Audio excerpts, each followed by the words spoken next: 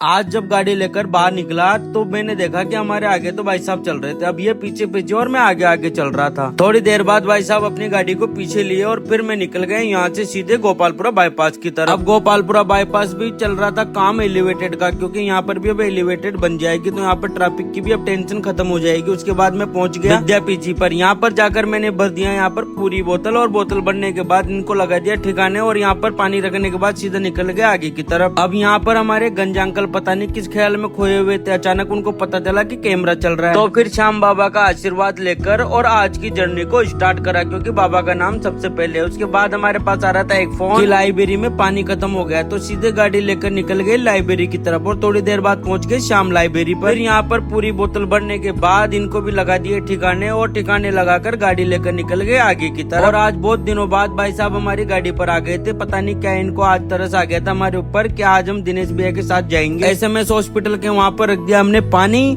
और पानी रखने के बाद एक कस्टमर और पीछे से 4 बोतल लेकर आ गया, तो पीछे चले गए उनकी भी बोतल भरने के लिए, और फिर उनकी बोतल भरने के बाद वहाँ से भी प्रस्थान कर लिया आगे की तरफ। और हमारे भाई साहब को लगी आई थी अब कैंप पर बोतल उठाते हुए प्यास, तो भाई साहब पी रहे थे पानी, और फिर हम निकल गए आगे की तरफ। और आज तो सच में काफी ज्यादा अच्छा लग रहा था, क्योंकि भाई साहब हमारे साथ सप्लाई पे आए हुए थे। और फिर स्टेचू सर्किल देखते हुए थोड़ी देर बाद हम पहुंच गए हमारे विधानसभा की तरफ, और सच में विधानसभा सच में काफी ज्यादा अच्छी लगती है। विधानसभा देखते हुए थोड़ी देर बाद हम हमारे कस्टमरों को पानी देने लग गए थे, और फिर दोनों को भूख लग गई थी, तो फिर हम पोहे खाने लग गए। फिर पोहे खाने के बाद फिर हम आगे निकल गए आगे की तरफ, क्योंकि हमें पानी भी रखना था।